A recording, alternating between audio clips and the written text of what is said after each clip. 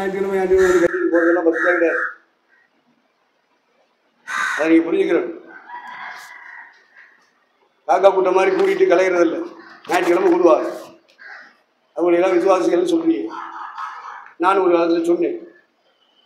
இப்போ அதுலேருந்து மனம் திரும்பி நான் சொல்றதில்லை.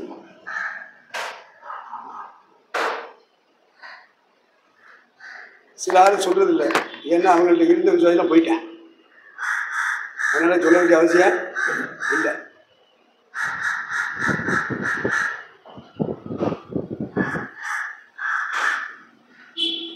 பரிசுத்தாய் பெற்றதுக்குள்ள முதல் அடையாளம் இதுதான்.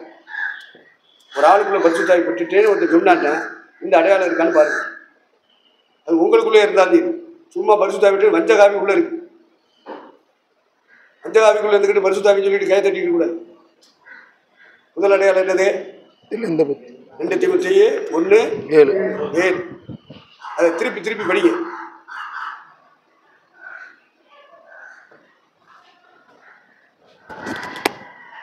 அபிஷேகம் வந்திருக்கணும். எம்டி பட்டம்லாம் வாங்கலாம். இந்த பைபிள் ஸ்கூலில் படிக்கல, நீங்கள் எந்த பைபிள் ஸ்கூலில் படித்தாலும் எம்டி பட்டம் தந்துடுவான். எல்லாருக்கும் எம்டி பட்டம் கொடுத்தே தீர்வேன்னாக்க இதை ஆரம்பிச்சிருக்காரு ஸ்டீவன். கேட்கும்போது அப்படி சொல்கிறாரு, என்னையா பரிச்சு வைப்போமோ கண்டிப்பாக வைப்போம். எல்லாரும் பாஸ் பண்ணுவோம். ஆமாம், பாஸ் பண்ண வச்சுருவோம்ல. அப்போ இந்த ஸ்கூல்லையும் பட்டம் வாங்கல. எந்த ஸ்கூலுக்கு போனாலே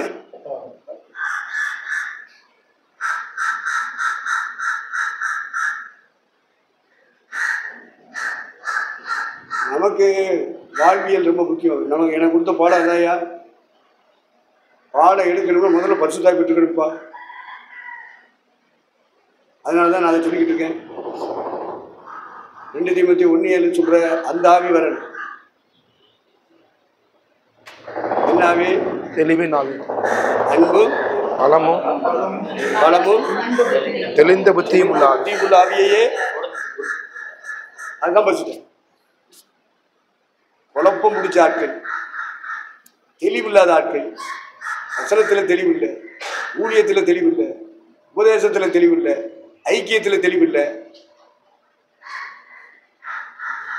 அப்போ அதை போய் பரிசுத்தாவி சொன்னா எப்படி நான் ஏற்றுக்கிற முடியும்? ஒரு சப்ஜெக்டை உட்காந்து பேச ஆரம்பிச்சா அதில் தெளிவில்லையே. சரி, இப்போ ஊழியத்துக்கு வந்து ஒரு 10 வருஷம் தான் ஆகுது. சரி, அவ்வளோதான், அவனுக்கு வளர்ச்சி இருக்கும். அதுக்குரிய ஒரு தெளிவு இருக்கணும்ல. 20 ஆண்டு காலம் அவங்க ஊழியம் செய்யறாங்க. அப்போ அதுக்குரிய ஒரு தெளிவு இருக்கணும்ல. 30 வருஷம் ஊழியம் செய்யறாங்க. அப்போ அந்த வளர்ச்சிக்குரிய தெளிவு இருக்கணும்ல. 10 வருஷம் ஊழிய வளர்ச்சியினுடைய தெளிவு 30 வருஷம் ஊழியம் செய்யறவனுக்கு அப்படிதான் இருக்குன்னா அது எப்படி? அவன் என்ன வளர்ந்துருக்கான்? அவன் இருக்கிறது பரிசுத்தாவி. நீங்க வேணா சொல்லலாம், நான் எப்படி சொல்லுவேன்?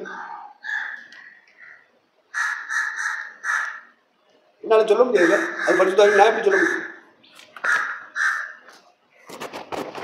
பரிசுத்தாவியானவராக இருந்தால் அது பேரு தேவ அன்பு. என்ன அன்பு? ரோமர் 5:5.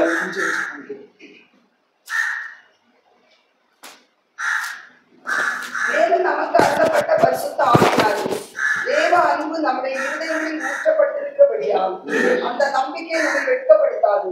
அப்போ பரிசுத்த ஆவி பெற்றிருக்கிறேன்னு சொன்னா அன்பு இருக்கணும்ல.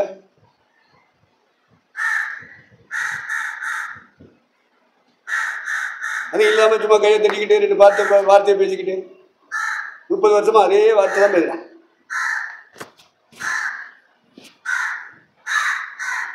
எனக்கு என்னென்ன புரிய மாட்டேங்குது. இன்னைக்கு பேசுற பாசை தான் பேசுறேன். 1 நிமிஷம் தான் பேசுறேன். 1 நிமிஷம் கூட பேசுறதில்ல. 30 நாடி கூட அந்த வார்த்தை இல்லை. ஆகவே பேசட்டு தடை இல்லை. அவங்க ஏதோ ஒன்று பேசட்டு. கெட்ட வார்த்தை பேசாம ஒரு நல்ல வார்த்தை பேசுறாங்க. அதனால சந்தோஷம் தான்.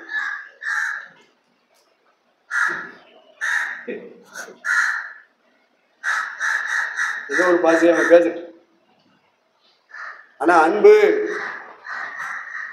பரிசுத்தாய் பெற்றிருக்கான்னு அடையாளம் என்னது? அன்பு. அன்பு என்ன அன்பு? தேவ அன்பு. அந்த இடத்துக்கு வாங்க. டிவைன் லவ் ஆங்கிலத்தில். ஒருத்தன் பரிசுத்தாய் பெற்றிருக்கானா அந்த கைதட்டையும் 2 வார்த்தை பேசுறதை வச்சு தீர்மானிக்காது. அது பரிசுத்தாவே இல்லைன்றதாக என்னுடைய கருத்து. எல்லா சபைகளையும் ஊழியக்காரனையும் வஞ்சிச்சிருச்சு பிசாசு ஆவி. எல்லாரும் வஞ்ச ஆவிக்குள்ள இருக்காங்க. அதை பரிசுத்தாவின்னு சொல்ல வச்சுட்டான் பிசாசு. பரிசுத்தாவியானவர் உள்ள வந்திருப்பாரானால், அவனை அபிஷேகம் பண்ணியிருப்பாரானால், அவனிடத்தில் இருந்து வெளிப்படுவது தேவ அன்பு. அன்பு தேவ அன்பு. தேவ அன்பு எப்படி இருக்கும்? தேவ அன்பு சும்மா வசந்த சொல்லிட்டு போனா எப்படி? உலகம் பூரா ஊழியக்காரங்க அதான் சொல்றேன். தேவ அன்பு நம்முடைய இதயத்தில் ஊட்டப்பட்டு. தேவ அன்பின் அடையாளத்தை எப்படி கண்டுபிடிக்க? எப்படி கண்டுபிடிக்க?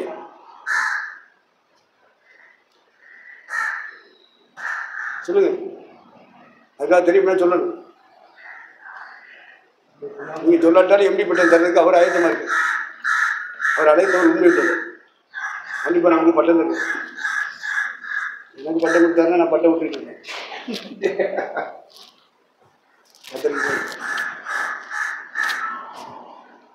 Divine love, 1 Corinthians chapter 13. வாசிங்க. நான் மனித பாஷைகளை தூத பாஷைகளை பேசினாலும் அன்பு எனக்கு இராவிட்டால் சத்தமிடுகிற வெண்கலம் போலவும் ஓசையிடுகிற கைத்தாளம் போலவும் இருப்பேன். நான் தீர்க்க தரிசன மரத்தை உடையவனாய் இருந்து சகல ரகசியங்களையும் சகல அறிவையும் அறிந்தாலும் மலைகளை பேர்க்கத்தக்க சகல விசுவாசம் உள்ளவனாய் இருந்தாலும் அன்பு எனக்கு இராவிட்டால் நான் ஒன்றும் இல்லை. போதுமா? இப்போ நான் இவ்வளோ நேரம் சொன்ன வார்த்தைக்கு ஆதாரம் வந்துருச்சா? இந்த கை தட்டுறது, ஞாயிற்றுக்கிழமை வந்து ஏதோ ஒரு வார்த்தை 1 நிமிஷம் பேசிட்டு போகிறது, இதெல்லாம் பரலோகத்துக்கு கொண்டு போய் சேர்க்காது.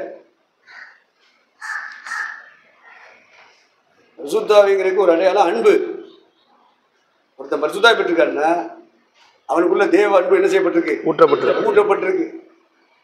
அப்போ அந்த அன்பின் குணங்களை பற்றி சொல்லுறான் பவுல். நான் மனுஷர் பாசை பேசினாலும், ஏஞ்சல்ஸ் பேசுகிற பாசை, தூதர் பாசை பேசினாலும், பரலோக பாசையே நான் பேசினாலும், ஓசை இடுகிற கைத்தாளம் போலவும் சத்தம் விடுகிற வெண்கலத்தை போலவும் நான் இருப்பேன். பாசை எல்லாம் முக்கியம். ரெண்டாவது பாசை பேசுனா பரவாயில்லையே. ஒரே வார்த்தையே 9 வருஷம் இல்லை, எத்தனை வருஷமா பேசிட்டு இருக்கேன். ஒருத்தன் வந்தான், ஒரு கூலியை ஜெரிட்டு வந்தான்.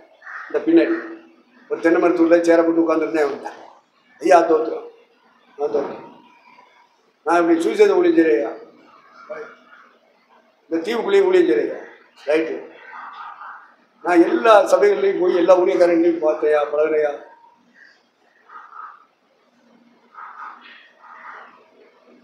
எல்லாரும் பரிசுத்தாவியை பெற்றேன்னு சொல்கிறாங்க, எல்லாரும் அந்நிய பாஷை பேசுகிறாங்க. ஆமாம், அது சரிதானே அப்படின்னு.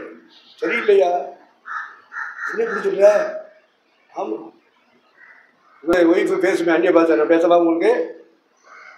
பேச அப்படின்னு கேட்போம். அந்த பொம்பளை பேசித்தானே கேட்போம், இங்கேயே கேட்போம். பேசுகிறாங்க பயங்கரம், அந்த பொம்பளை பேசுகிற மாதிரி பேசுகிறேன். இப்போ சொல்லுங்கள், நான் பரிசுத்தாவி பெற்றேனா இல்லையா? எப்படி பேசுவார் சொல்லவா அப்படின்னு பேசுகிறேன். எப்படி பேசுவாருன்னு சொல்லிட்டு நான் பேசவா அந்நிய பாஷை? இதான் பரிசுத்தாவி. பதில் சொல்ல முடியல எனக்கு. எது பரிசுத்தாவி? ஜெபா பேசுறா, அவ பையன் பேசுறான், அது பரிசுத்தாவியா? நமக்கு அட்ஜஸ்டண்டா இருக்கான். மண்டகம்ல போய் அகதிகள், இலங்கை அகதிகள் முகாமில் போய் பெர்மிஷன் வாங்கி அங்கே வீட்டுக்கூட்டம் நடத்துகிறேன். அப்போது வீட்டுக்கூட்ட ஒரு கூட்டம் ரொம்ப ஸ்பெஷலாக நடந்தும் போது அவங்க அகதிகளுடைய பிள்ளைகள் எல்லாரும் முன்னாடி உட்காந்துருக்காங்க. எல்லா பொம்பளையும் ஆம்பளையும் ஒரு வசனத்தை எடுத்து ஒரு சின்ன செய்தி கொடுத்துட்டு இங்கே தான் ஆரை நடத்துறது அருளாசன் முடிவுலையும் நான் செய்தி கொடுத்துட்டு உட்காந்துருவேன். அவங்க தான் நடத்துவாங்க, அஜிஸ்டன் தான் நடத்துவோம். அப்படி பழகிட்டு அப்போது நடத்தும்போது எல்லாம் கையை தட்டி ஆவில் நிரம்பு அந்நியவாதம் பேசு. இந்த சின்ன பிள்ளைலாம் குதிச்சுக்கிட்டு அந்நியவாதம் பேசு. அதில் ஒரு பிள்ளை பிராபதி சொல்லிடுச்சு, சின்ன பிள்ளை. இவன் ஒவ்வொரு ஆறாலையும் திருக்கசி சொல்லுவேன். சார்ந்த அந்நிய பாஷை பேசணும்னா அவன் வியாக்கியானம் பண்ணுறான். அவன் ஒரு பொசிஷனில் ஊழியக்காரருக்கு அடுத்த இடத்துல சபையை நடத்திட்டு இருக்கான். கூட்டம் முடிவிச்சு, அகதிகள் வெளியே சேர போட்டாங்க, போய் காட்டு வட்டமாக வெளியே விட்டாங்க. இந்த ஓடியாங்க பாஸ்டர், எனக்கு ஒரு சந்தேகம், ஏன்னா இத்தனை வருஷமும் வரல, இப்போ வந்திருக்கு, சொல்லுங்க பாஸ்டர், நான் சந்தேகம் கேட்க வந்திருக்கேன், நீங்கள் சொல்லிச்சு. ஆராதனை நடத்திக்கிட்டு இருக்கும்போது எல்லாரும் பரிசுத்தால நிரம்புறாங்க. இந்த சின்ன பிள்ளைலாம் நிரம்புங்க. நம்ம நிரம்புனா என்ன அல்லது தானே ஆவியில் நம்புறது. இப்போ அதுக்கெல்லாம் பேசுது, அது அந்நிய பாஷையா ஏன் இருக்கக்கூடாது? நீயாவே பாச பேசல, இவனை மாதிரி பேசிருச்சுக்கலாம், சீரழிக்க முடியல ஒன்று. அப்பா அதெல்லாம் பேசலாம்ப்பா அப்படின்னு சரின்னு உருவாகிட்டேன், சம்மதிச்சிட்டேன். ரைட்டு, தீர்க்கதரிசனம் சொல்லுத அந்த சின்ன பிள்ளை அப்போ சொல்லிட்டு சபைக்கு ஆசீர்வாதம் அனுப்பேன். அப்போ நான் பேசுறதும் தீர்க்கதரிசனம், அவன் அந்த சின்ன குட்டி பேசுறது அது தீர்க்கதரிசனமான இல்லை. கட்சி புரிஞ்சுன்னா வாய்ப்பு இல்லை. அப்பா உனக்கு நான் இதெல்லாம் விளங்க வைக்கணும், அப்புறம் பேசுவோம். இப்போ கூட்டத்தை முறைப்படுத்தி எல்லாத்தையும் அனுப்பிட்டு நம்ம சந்தேகங்களை கேள்வியில் அப்புறம் பார்த்துக்கணும். அப்புறம் இங்கே வந்த பிறகு சொல்லுவோம். இப்போ சின்ன பிள்ளைகள் சொல்றது தீர்க்கதரிசனம் இல்லை, சின்ன பிள்ளைகள் ஆவியில் நடப்புனா அது ஆவி இல்லை, சின்ன பிள்ளைகள் அந்நிய பாஷை இருக்குன்னா அது அந்நிய பாஷை இல்லை அப்படின்ற இடத்துக்கு வர இப்போ என் கூட இருக்காது. இப்படி மாறுபட்ட கருத்துள்ளவரை எப்படி நான் இணைச்சி கூட்டிகிட்டு போக முடியும்? இன்னும் என்னை விட்டு அவர் விலகணும், இல்லை நான் விலகணும். எது சத்தியம்? அப்போ பரிசுத்தாவின்னு சொன்னா எது பரிசுத்தாவி? எது பரிசுத்தாவி? அதை பற்றி ஒரு தெளிவு இருக்குல்ல. எது அந்நிய பாஷை, எது அந்நிய பாஷை இல்லை, இதை பற்றி நமக்கு ஒரு தெளிவு இருக்கு. இதெல்லாம் ஒன்றும் இல்லாமல் நம்ம ஐக்கியமாக இருக்கிறோம் அப்படின்னா அது செட் ஆகும். ஓ இதெல்லாம் தெளிவு இல்லாமல் ஊழியம் செஞ்சு என்ன முடியும்? யாரு கேட்ட அந்த ஊழியத்தை? ஆராதனை நடத்துகிறான், தீர்க்கதரிசனம் சொல்கிறான், பாசம் பேசுனா பாசக்கு வியாக்கியானம் பண்ணுறான், நான் இல்லாத நேரம் பிரசவம் பண்ணுறேன். இப்போ ஒரு தெளிவு வேண்டியிருக்குல்ல, ஒரு தெளிவு வேண்டியது.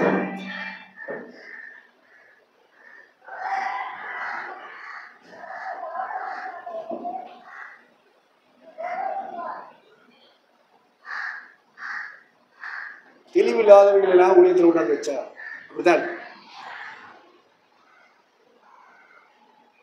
அப்போ பரிசுத்தாய் பெற்றா அப்படின்றதுக்கு முதல் அடையாளம் தேவன். அதான் உங்களுக்கு எம்டி இருக்கு, நீங்க எம்டி படிக்கிறீங்கல்ல, அவங்களுக்கு சொல்லித்தர்ற பாடம் எல்கேஜி யூகேஜி பாடம் அந்நிய பாஷை, கையை தட்டுறது, அந்நிய பாஷை பேசுறது, இதெல்லாம் ஆரம்ப பள்ளி, துவக்கப்பள்ளி. அதையே எப்படி படிக்கிற பசங்களுக்கு நான் சொல்லி கொடுத்துருக்க முடியுமா? துவக்கப்பள்ளி பாடத்தை எடுக்கக்கூடாது. அது 5-12 எபிரேயர். எங்களுடைய காலத்தை பார்த்தால் போதகராய் இருக்க வேண்டிய உங்களுக்கு தேவனுடைய வாக்கியங்களின் மூல உபதேசங்கள் மறுபடியும் உபதேசிக்க வேண்டியதாய் இருக்கிறது. அப்ப எப்படி அப்படின்னு சொல்லி துவக்கிருக்கு. நான் இன்னமும் அந்த அண்டைய வாதியை போட்டு பேசிட்டு இருக்க முடியுமா? அந்த கைதட்டை போட்டு பேசிட்டு இருக்க முடியுமா? எல்லாம் துவக்கப்பள்ளி பாடங்கள், ஆரம்ப பள்ளிக்குரிய பாடங்கள். பரிசுத்தாவி என்றால் அப்படின்னா எம்டி காரங்களுக்கு, எம்டி படிக்கிறவங்களுக்கு இப்படிதான் சொல்லிக் கொடுக்கும். வளர்ந்தவர்கள் முதுநிலை பட்டம், எம்டிங்கிறது என்ன பட்டம்? முதுநிலை பட்டம். முதுநிலை பட்டம் அப்படின்றது தமிழ்ல. அப்ப அப்புறம் முதிர்ச்சி அடைந்தவர்களுக்கு போதிக்கிறது. துவக்க பள்ளி ஆரம்ப பள்ளியை முன்னாடியே ஆரம்பித்தாங்க, எல்கேஜி யூகேஜி. அப்புறம் நடுநிலை பள்ளி, துவக்க பள்ளி ஆரம்ப பள்ளி முடிச்சு, நடுநிலை பள்ளி முடிச்சு, அதுக்கப்புறம் மேல்நிலை பள்ளி முடிச்சு, அதுக்கப்புறம் காலேஜ் கல்லூரி அதை முடிச்சு, அதுக்கப்புறம் யூனிவர்சிட்டி முதுநிலை பட்டங்கள் வாங்கணும். MA, MSc. இறையியலுக்குள்ள வந்துட்டோம்னா, கல்லூரிக்குள்ள வேதாம கல்லூரிக்குள்ள வந்துட்டோம்னா எம்டி, எம்டிஹெச், டிடி கோல்டு. இறையியலின் அடிப்படையில் பாடங்கள் இப்படி கற்றுத்தரப்படுவது, படித்து படித்து மேலே வரணும். எல்லாம் ஒன்று தாங்க, ஒரே பைபிள் தாங்க. யாரு நம்மளால் பேசு, நீங்கள் நம்மளோட இருக்காங்க பற்றியா, அதான் பஞ்சாயத்து. இப்படிப்பட்ட ஆளையும் நீங்கள் வச்சிருக்கீங்க ஐயா அப்படின்னு வேற என்ன செய்ய? உடனே ஒரு வசந்தெடுத்து படிப்பறிவு இல்லாதவர்களும் பேரறிவு உள்ளவர்களையும் ஏசு வச்சிருக்கோம் இல்லையா? அது போலதான் நாங்கள் வைத்து இது சமாளிக்கிறதா இல்லையா?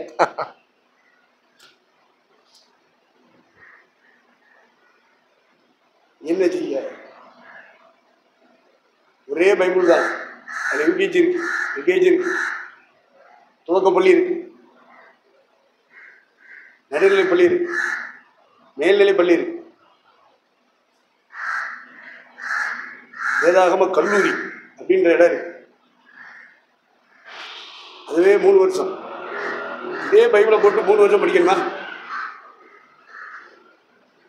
ஒரு பைபிள் தானே, எத்தனை வருஷம் படிக்க? அதுக்கு மேலே எம்டியா? அதை படிச்சு முடிச்சவங்களுக்கு தான் எம்டி. ஒரே ஒரு பைபிள். இதை இப்படி பிரிச்சு பிரிச்சு கல்லூரிகளில் போதிக்கிறாங்க. வேதாகமத்தை திருச்சபை மக்களுக்கு கற்றுக் கொடுக்கணும். அதை தெளிவாக கற்றுக் கொடுக்கணும்னா படிக்க வேண்டியது. கிருபாசனத்தில் பொதுவாக ஒரு கோட்பாடு, தலைவருக்கு ஆவியானவர்கிட்ட ஆண்டவருடைய பாதத்திலிருந்து கற்றுக்கொள்ளணும். இப்படி பள்ளிக்கூடத்துலாம் போய் படிக்கக்கூடாது, கல்லூரியிலாம் படிக்கக்கூடாதுன்னு தலைவருடைய கருத்து, சாதியாவுடைய கருத்து, ஃபவுண்டருக்கு அந்த கருத்து. 2 பேரும் எஸ்ஏபிசியில் படிச்சுட்டு வந்தாங்க பெங்களூரில், இங்கிலீஷ் மீடியம், 4 இயர்ஸ் கோர்ஸ். அதில் ஒருத்தர் இன்னும் உயிரோடு இருக்கு, ஒருத்தர் செத்து போயிட்டு. அவரை கைக்குள்ள தனக்கு அசிஸ்டண்டாக வச்சுக்கிட்டாரு கிருபாசன ஃபவுண்டர். அவர் ஊழியத்துக்குள்ள ஒப்பு கொடுத்து வந்த உடனே தலையில் கழிச்சாங்க, சோதரா சோதரா தம்பி நீங்கள் போய் படிச்சுட்டு வந்தது அத்தனை குப்பை இருக்கு, இல்லை மண்ணு மண்ணு குப்பை. ஐயா, ஏன்னா அந்த காலத்தில் கடவுள் மாதிரி பார்ப்பாங்க, தேவதாசன் மாதிரில இறைவனை பார்த்த மாதிரி பார்ப்பாங்க, இயேசுவை பார்த்த மாதிரி. அதில் இருந்து அவர் கொண்டு வந்த நோட்ஸ் பக்கமே திரும்புது. ஐயா என்ன சொல்றாரோ அதுதான் அவருக்கு.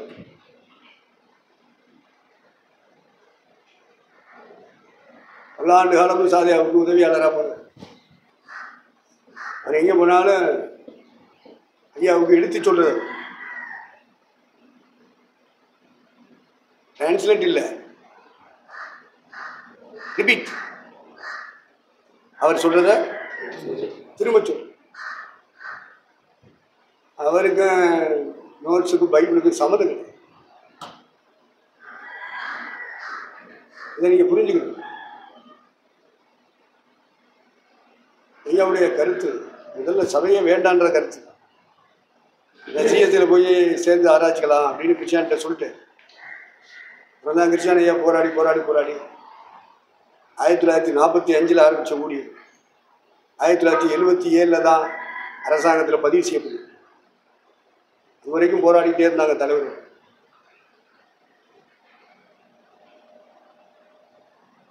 நமக்கு சபை வேணுமே, நம்ம மூலமாக ரசிக்கப்படுறாங்களே, நம்ம மூலமாக வியாதி போனவங்க, சாசு போனவங்க, ஆசிரியப்பட்டவங்கலாம் அந்தந்த கிராமங்கள்லேருந்து வர்றாங்களே, அந்த இடத்துல ஒரு ஜெபம் வைப்போயா, எல்லாரும் கூடி ஜெபம் பண்ணுவாங்க ஐயா, ஒரு இடம் வாங்கணுமையா, ஒரு செட்டு போடணுமையா, நீங்கள் பொம்பளையை பார்க்க மாட்டேன், காணிக்கை கை நீட்டி வாங்க மாட்டேன்னு இப்படி புரிய சொல்லியிருந்தா எப்படி நம்ம திருவாசனம் ஊழியம் ஆரம்பிக்கப்படும், வளரும், ஏன் கண்டமடிக்கும். யாராவது காணி கொடுத்தா கை நீட்டி வாங்க மாட்டோம், வெட்டியில் போட்டு வெட்டி பலாப்பழத்தை தூக்கிட்டு வரா. ராஜே கை நீட்டி வாங்க மாட்டாரு, பலாப்பழத்தை தூக்கு வர அப்படி வச்சுட்டு போ.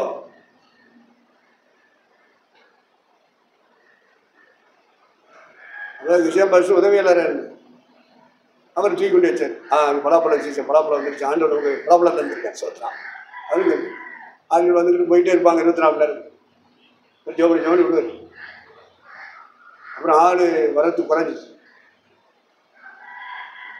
ஃப்ரீயான நேரம் ஒரு நேரம் வந்துச்சு. ஓடி போய் பலாப்பழத்தை கூட இல்லை, பலாப்பழம் ஆசை அவருக்கு. என்ன என்ன என்ன விஷயம் என்ன ஐயா, நமக்கு ஆண்டு பலாப்பழம் தந்துருக்கேன் சாப்பிட்றதுக்கு. தரல, தூக்கு கொண்டு ரூம்ல வச்சுட்டு வா. அவருக்கு எவ்வளோ சந்தோஷமா தூக்கிட்டு வந்தார். சந்தோஷம்லாம் போய் முகமெல்லாம் சுடி, சேரை சப்பட்டியா போய் கொண்டு வச்சுட்டு வந்தார். என்ன செய்ய, தலைவர் சொல்றாரு கீழ்ப்படின்னு எதிர்த்து பேச முடியாது, குறை பேசவும் முடியாது, வசுத்தானர் விளையிடுவார். அதனால பயம் விஷயம். ஒரு 2-3 நாட்கள் அப்படி ஊழியம் போயிட்டு இருந்தது. ஒரு நாள் கிருஷ்ணனையா கூப்பிடுவா, இந்த டேபிள் இருக்க ஒரு பொட்டனா வந்து ஜெபம் பண்ணவங்க ஜெபம் பண்ணிட்டு காணிக்க வச்சுட்டு போகிறாங்க. இந்த பொட்டன் எடுத்து புரி உள்ள பலாப்பழ சுளைகள் நிறைய இருக்கு. பலாப்பழ இதுதான் நீ நானும் சாப்பிட்றதுக்கு தேவன் கொடுத்தது. பலாப்பழம் கூட பிரிச்சு வந்துச்ச, அது சாப்பிட்றதுக்கு இல்லை, அதை காசு ஆக்கி அதை சுவிசேஷத்தில் போடணும், ஊழியத்தில் போடணும், தின்னக்கூடாது.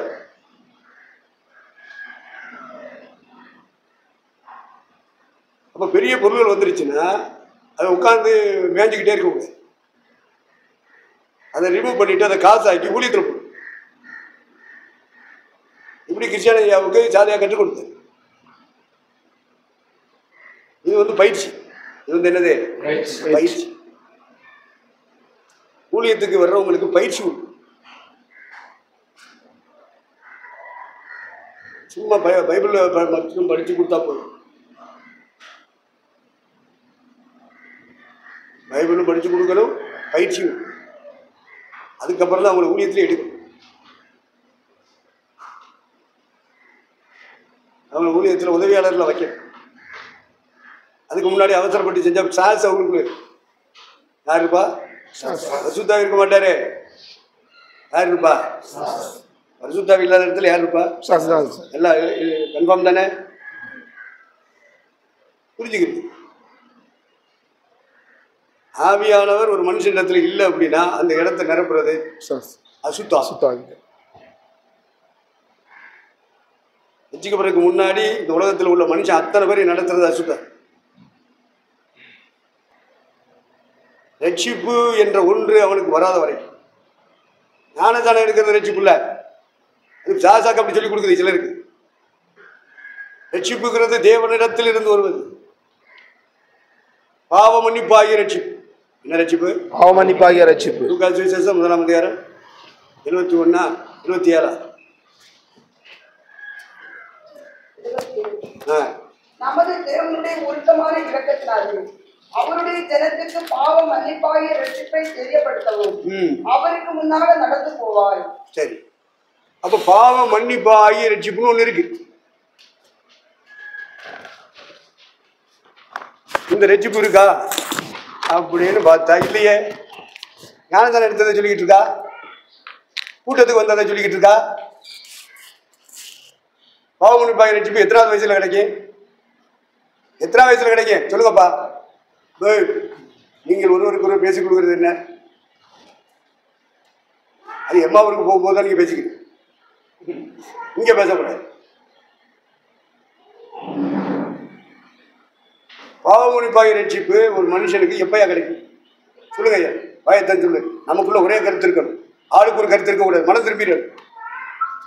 எப்படி படிங்க, சர்டிஃபிகேட் வாங்கிட்டு போங்க, அது வேற. இது வாழ்க்கை. இது என்னது? ஊழியத்தை வாழ்வியலாக கொண்டு போகணும். சும்மா காலேஜில் சொல்லிக் கொடுக்குற படிப்பு மாதிரி, பள்ளிக்கூடத்தில் சொல்லிக் கொடுக்குற படிப்பு மாதிரி இருக்கக்கூடாது. சர்டிஃபிகேட் வாங்குறதுக்காக படிக்கக்கூடாது.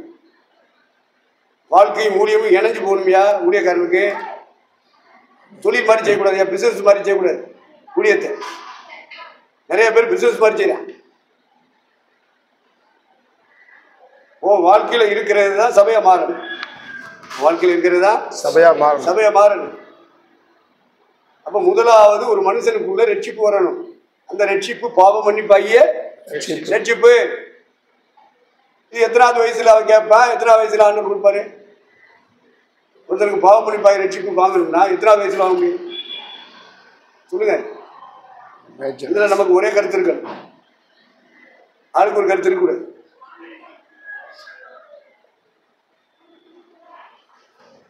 ரட்சிக்கப்படாமல உடித்து வந்துடுறாங்கப்பா. அதனால தான் கேட்கிறேன். ரட்சிப்பே கிடையாது. கிறிஸ்தவ குடும்பத்தில் பிறந்ததுனால அவன் என்ன நினைக்கிறான்? ரட்சிக்கப்பட்டவன் தான் கிறிஸ்தவன் போன கிடையாது. நான் கத்தோலிக்கனா இருக்கிறேன், சில வழிபாடு இருக்கு. இப்போ சில வழிபாடு விட்டுட்டா அதான் ரட்சிப்புக்கிறேன். சிஎஸ்காரன் சிலையை கும்பிட மாட்டான், ஓவியத்தை கும்பிடுவான். ஏசுனார் மாதிரி படம் வச்சு மெழுகுதிரி கொடுத்து கும்பிட்டு இருப்பான். எப்படி போவான்? எப்படி போவான்? சிலையை கும்பிட்டா போக மாட்டான். அது ஓவியமா வரைஞ்சி மெழுகுதிரி கொடுத்து கும்பிட்டா போயிடுவானா? சொல்லுங்க சொல்லுங்க ஐயா. எத்தனை பேர் வீட்டிலையும் இயேசுனார் படம் இருக்கு, அதை இயேசுன்னு சொல்றாங்க. இயேசுநாதரை எவன் கண்டான்? எவனோ ஒருத்தர் நடிச்ச படத்துல அவன் படத்தை போட்டு வச்சிருக்காங்க. இயேசுநாதர் மாதிரி ஒருத்தர் அப்படி காட்டுறான், இந்த சீன்ல தான் இயேசு இருக்காருன்னு சொல்றான். மக்கள் நம்புறாங்க. அதை ஓவியமா வரைகிறான், பிரிண்ட் பண்றான், படமா கொடுக்குறான். அதை பிரே பண்ணி வீட்டில் வச்சுக்கிட்டு மெழுகுதிரி கொடுத்து இல்லைன்னா லைட்டை போட்டுக்கிட்டு அதுக்கு முன்னாடி படகால அடிக்கிறான். எப்படி? இதான் வஞ்சகாவி அவனுக்குள்ள இருக்கு. அவன் ஊழியம் செஞ்சாலும் அவனுக்குள்ள இருக்குது வஞ்சகாவி. நீங்க ரொம்ப தெளிவா இருக்கணும். அவனை வச்சு ஐயா தீர்க்கதரிசனம் சொல்றாங்க, நேம் கால் பண்றாங்களே, லட்ச லட்சமா கூடுத, நாசமா போறவன். அது உங்களுக்கு தெரியாது. எத்தனை லட்சத்தை கூட்டினாலும் சரி, என்னைக்கு ஓவியத்தை முன்னாடி வச்சு ஜெபம் பண்ண ஆரம்பிச்சானோ அவனுக்குள்ள இருக்கிறது அசுத்தார், பொல்லாதாவி. சிறவேச்சர்கள்ட்ட கத்தர் பேசுறேன், ஏய் நீங்கள் ஒரு உருவத்தையும் பார்க்கல, ஆனா என் சத்தத்தை மட்டும் கேட்குறீங்க. வெள்ள ஆவிக்குரியவன், கூட்டத்தை கூட்டுறவன் ஆவிக்குரியவன், அற்புதம் அடையாளம் செஞ்சு கூட்டத்தை கூட்டுறவன் ஆவிக்குரியவன் இல்ல. அவனுக்குள்ள இருக்கிறது வஞ்சகாவி. ஏன்னா அந்த கூடி வர்ற கூட்டம் பூரா வஞ்சிக்கப்படணும், சாத்தானுக்கு அடிமையாகணும். அதுக்கு இவனை வச்சு பயன்படுத்துது, பரிசுத்தாவியை பயன்படுத்தல. ஜாதி குணமானா பரிசுத்தாவியை குணப்படுத்துறான்னு சொல்றதா? சாசு ஓடுனா பரிசுத்தாவியானவர்களை விரட்டினான்னு சொல்றதா? பெயர் செபுலினாலே சாசுகளை துரத்துகிறார்.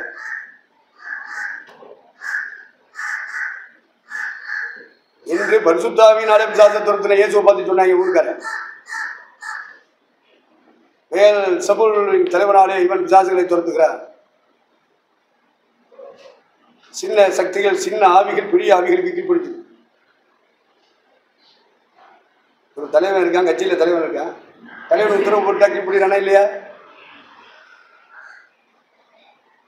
அது மாதிரி பெரிய ஆவி, அதுக்கு கீழே இருக்கிற சின்ன ஆவிகளை விரட்டும். அவனை குடும்பத்தை வெளியே போ, இந்த குடும்பத்தோடு வெளியே போ. பேய துரத்தும். ஆனா பரிசுத்த ஆவியானவர் இயேசுநாதருக்குள்ள இருந்த தோத்துற இது வேற. அசுத்த ஆவிகளின் தலைவனாலே சின்ன ஆவிகளை கட்டுப்படுத்துவது, தள்ளி வைப்பது, விரட்டுவது, அந்த பெரிய ஆவிக்கு சக்தி உண்டு. இதெல்லாம் நீங்க புரிஞ்சுக்கணும், படிக்கணும், பயிற்சி எடுக்கணும். அவன் கூட்டத்தை கூட்டுறவங்க எல்லாம் பரிசுத்தாவி இருக்குன்னு சொல்லாதீங்க. தீர்க்கதரிசனம் சொல்றவன்ட்ட பரிசுத்தாவி இருக்குன்னு சொல்லாதீங்க. அந்நியவாசம் பேசுறதுனால அவனுக்குள்ள இருக்கிற பரிசுத்தாவின்னு சொல்லாதீங்க. குருடனுக்கு பார்வை, செவிடனுக்கு கேள்வி திறன், ஊமையனுக்கு பேசும் திறன், சப்பானிக்கு நடக்கும் திறன், ஊனமுற்றவர்களுக்கு சுகம், அசுத்தாய் பிடித்தவர்களுக்கு விடுதலை, இதெல்லாம் கொடுக்குற ஆளுகளை தான் சொன்னாரு. ஒருத்தரும் பரலோகத்துக்கு வர மாட்டாங்க. நீங்க என்ன சொல்றீங்க? உங்க கருத்து என்ன? உங்க கருத்து என்ன? அதுதாங்க. மத்திய 7ஆம் அதிகாரத்தை விசுவாசிக்கிறீங்களா இல்லையா? இப்படிப்பட்ட அற்புத அடையாளம் செஞ்சா கூட்டம் கூடமா கூடாதா? கூடும். ஏன்னா அவங்களுக்கு தேவை இருக்கு, அவருக்கு சோமாகும். ஆனா ஒருத்தர் ரசிக்கப்படல. இவனை எல்லாம் தண்ணிக்குள்ள முக்கி என் சபை பெரிய சபை பெரிய கிளைகள் அப்படின்னு வஞ்சிக்கிற ஆவி அதை செய்யுது. பொல்லாத ஆவி. நீங்க ஏமாந்துடக்கூடாது. அதுக்காக சொல்றேன். நான் ரசிக்கப்பட்ட போது ஆண்டவர்கிட்ட கேட்டது என்ன தெரியுமா? ஆவியானவர் என்னை நிரப்புனா போதாது, ஆவியின் வரங்கள்ல 9 வரம் இருக்கு. எனக்கு அற்புதம் செய்யற சக்தி வேண்டாம்,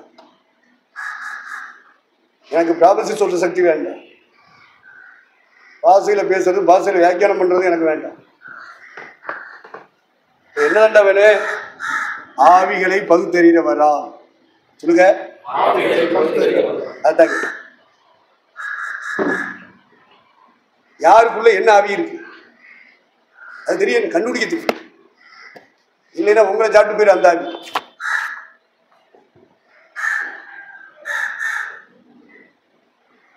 ஒருத்தவங்கள்ட்ட வந்து பேச வர, அவனுக்குள்ள என்ன ஆவி இருக்குன்னு உங்களுக்கு கண்டுபிடிக்க தெரியுமா இல்லையா?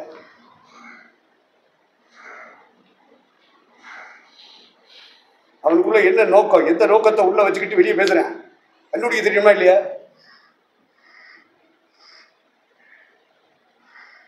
அந்த டிசைனிங் ஸ்பிரிட் உங்களை என்னை மூடுமானால் நம்ம பெரிய ஊழியத்தில் சாதி காட்டாளர் செத்தா பரலோகம் போலாம். ஆமென்.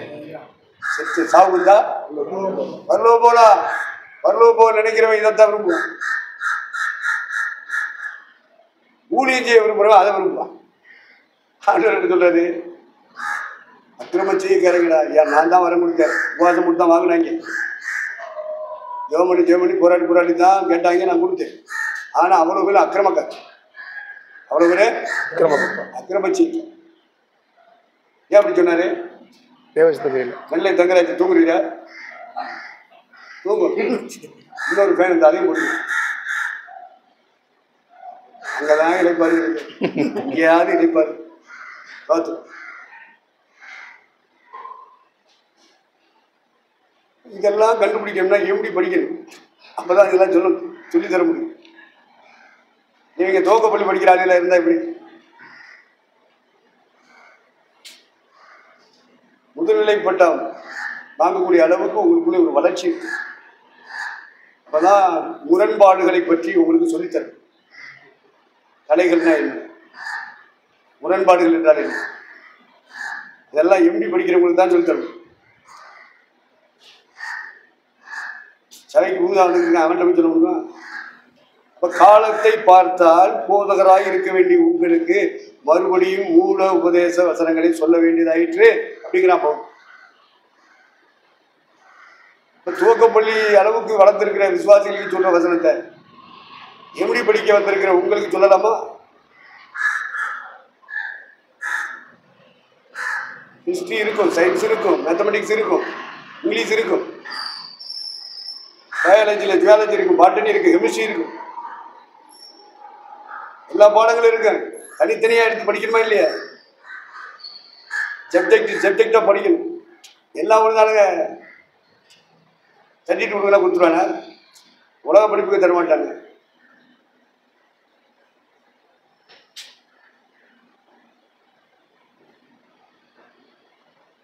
ஆனால் பரிசுத்தாவிக்கு முதல் அடையாளம், நீங்க புரிஞ்சுக்கிற வேண்டிய அடையாளம் அன்பு. அன்பு என்னது? என்ன அன்பு? தேவ அன்பு. தேவ அன்பை எப்படி புரிஞ்சுக்கிறது? அதான் 1:13 வாசிமா. நான் மனுஷ பாஷைகளையும் தூத பாஷைகளை பேசினாலும் அன்பு எனக்கு இராவிட்டால் சத்தமிடுகிற வெள்ளம் போலவும் ஓசையிடுகிற கைத்தாளம் போலவும் இருப்பேன். நான் தீர்க்க தரிசன வளத்தை உடையவனாய் இருந்து சகல ரகசியங்களையும் சகல அறிவையும் அறிந்தாலும் மலைகளை தேர்க்கத்தக்க சகல விசுவாசம் உள்ளவனாய் இருந்தாலும் அன்பு எனக்கு இராவிட்டால் நான் ஒன்றுமில்லை. நான் ஒன்றுமில்லைங்கிற இடத்த புரிஞ்சுக்கிட்டீங்களா? துவக்கப்பள்ளியில வந்திருக்கிற பிள்ளைங்களுக்கு நீ என்ன செய்யணும்? கையை தட்டுங்கள், இதில் அடியுங்கள், காலை இப்படி எடுத்து வச்சு ஆடுங்கள், காவித ஆடினா எல்லாம் சொல்லிக் கொடுக்கணும். அதெல்லாம் துவக்கப்பள்ளி. அவங்கள ஆட வைக்கணும், அவங்கள கைதட்ட வைக்கணும், அவங்கள அல்லையிலேயே போட வைக்கணும், சோத்திரம் பண்ண வைக்கணும். இதெல்லாம் துவக்கப்பள்ளி பாடல்.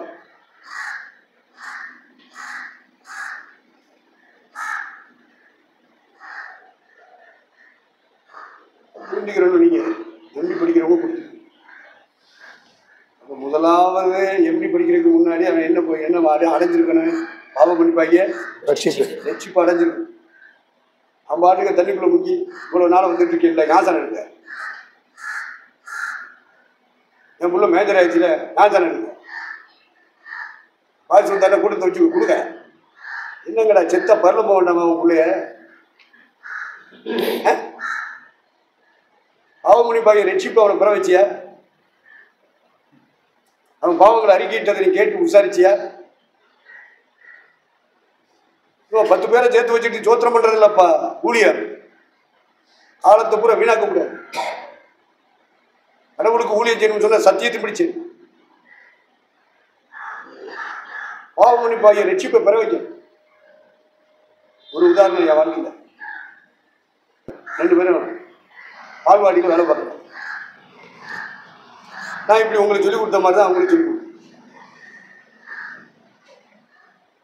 விவசாயம் கூட்டம் வைக்கணும், கூட்டம் வருது.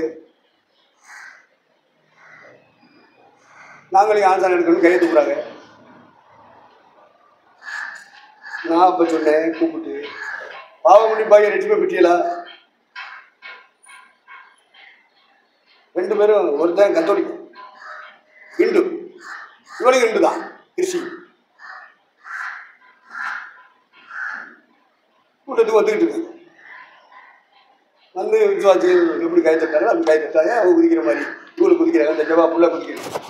என் புள்ள கையை தட்டுது, என் புள்ள ஜவம் பண்ணுது, என் புள்ள தலையில கை வச்சு ஜவம் பண்ணுது. என் பிள்ளையும் அந்நிய பாசம் வச்சு மற்றவங்களுக்கு சந்தோஷம். கூட்டத்துக்கே வராத தாத்தா வேற புள்ள தலையில கை வச்சு ஜவம் பண்ணு. வெறுத்து பெத்த வெறுத்துக்கிட்டு இருந்த தாத்தா தான் பேரை இப்படி செய்யறாரு. இது மாதிரிதான் தாத்தா அவங்க பாஸ்ட் செய்யறாரு. சோத்ராம் சோத்ராம் சோத்ராம் இன்னும் தாத்தா தலையில எழுதிட்டு அவருக்கு பெரிய சந்தோஷம். எடுத்துக்கிட்டு அங்கே ஓடுறாரு, இங்கிட்டு ஓடுறாரு. சந்தோஷம் கூட ஒரு கை கூர்ந்து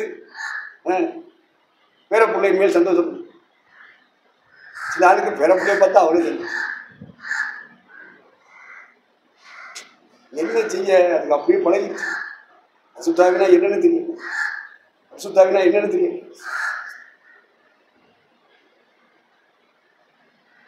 இப்ப பாவ மன்னிப்பாகிய ரட்சிப்பை உங்க சபையில வர்ற ஒவ்வொருத்தரும் பெற்றிருக்கானா? நீ கையை தட்ட சொல்லிட்ட, அந்நிய பார்த்து பேச சொல்லிட்ட, தண்ணிக்குள்ள முக்கிய எடுத்துட்டு அவன் ரசிக்கப்பட்டாங்க விசுவாசி நீ சொல்லிட்டு இருக்க. பரலோகம் அங்கீகரிக்குமா? உன் கையில இருக்கிற பைபிள் அங்கீகரிக்குமா? விசாரிக்கணுமியா? விசாரிக்கணும். 500 பேர் வராங்க, 5000 பேர் வராங்க, 100 பையனாவது ரசிக்கப்பட்டிருப்பானா? என் கேள்விக்கு என்ன பதில் சொல்லிடுவாங்களா அவங்க? அவங்களுக்கு கூட்டம் பெரிய கூட்டம் வந்தோடனே பெரிய பாசம் சொல்லுவான். 2வது பெரிய கூட்டம் வந்துச்சுன்னா காணிக்கு பெருசா இருக்கும். பொருள் பெருகும் போது, பணம் பெருகும் போது திங்கிறவனு பெருகிடுவான். நான் முடிக்கிறேன் உங்களோட சேர்த்து. என்ன சும்மா பிரசவம் பண்ணிட்டு சாப்பிடுறேன். ஆட்டார நேரத்தில் ஒருத்த பிரசவம் பண்ணு, செவக்குறிப்பை வச்சு செவக்கூட்டான் முடிஞ்சு வா வா வா கனவாக்கி காயுங்க காலு கை முளைச்சது மாதிரி வா வா வா வா வா. இந்த விருதுநகர்ல இருந்து மெட்ராஸ் போய் ஆரம்பிச்சான் இல்லையா, அவ யாரு மற்றதெல்லாம் ஆடி போய் நிற்கிது. இவன் பார்த்தான், உள்ள வந்தான், ஆளுகளை கூப்பிட்டு அவர் டீமை தயார் பண்ணான். வாடகைக்கு எடுத்த முடியும்,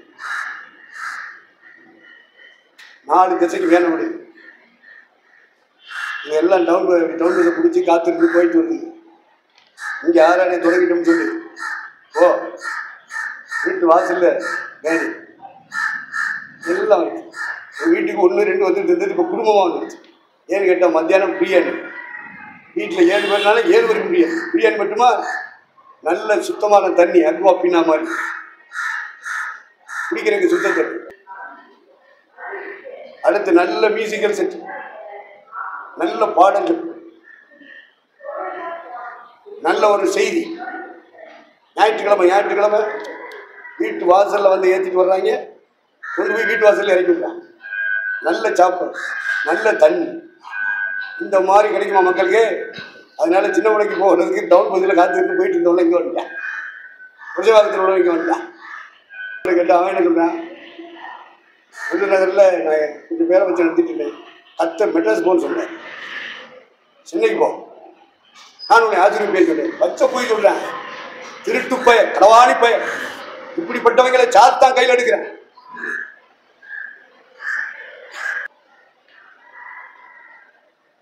கூட்டம் பெருகிடுச்சு. இப்பதான் அவனுக்கு வயிறு எரியுது.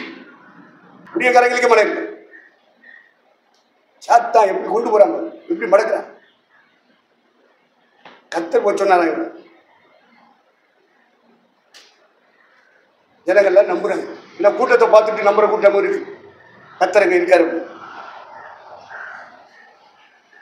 இதெல்லாம் நீங்க எப்படி படிக்கிறதுனால நான் சொல்லித்தரேன். காலத்தை பார்த்தால் போதகராக இருக்கணும். போதகராக இருக்கணும். நீங்க போதகராக தானே இருக்கீங்க. நான் என்ன போதகர்னா, தெளிந்த புத்தி உள்ள போதகராக இருக்கணும், பரிசுத்தாவி பெற்ற போதகராக இருக்கணும். பரிசுத்தாவி இல்ல, பக்தி இருக்கு. அதாவது ஒரு சின்ன ஐக்கியம் நமக்குள்ள இருக்குன்னு சொன்னா, தலையில என்ன கருத்துங்கிறத நம்ம உள்வாங்கணும். அந்த கருத்துக்கு மாறான கருத்து நமக்குள்ள இருந்தா கேள்வி கேட்கணும். அந்த தலைவனை உட்கார வச்சு என்ன செய்யணும், ஐயா நீங்க இப்படி சொல்லி தரீங்க, நான் இப்ப சின்ன வயசுல இருந்து இப்படிப்பட்ட கருத்துல வந்துட்டேன், இது மாறுபடுத அப்படின்னு சொல்லும் போது அதை உட்கார்ந்து பேசி அது ஒரே கருத்துக்குள்ள வரணும். வந்தாதான் என்னோட நீங்க இருக்கணும். இல்லையா போயிட்டே இருக்கு. தனியா வீடு எடுத்து தனியா ஊழியத்தை தொடங்கி தனியா செய்யும். உங்களை பற்றி யாரும் என்கிட்ட கம்ப்ளைண்ட் பண்ண மாட்டாங்க. நான் பதில் சொல்ல வேண்டிய அவசியம் கிடையாது. என் கூட இருந்தா எனக்குள்ள என்ன கருத்தோ ஊழியத்திலையும் உபதேசத்திலையும் அதே சேம் கருத்து உங்களுக்கு. மாறுபட்ட கருத்து இருக்கும்போது நீங்க தனியா போகலாம்.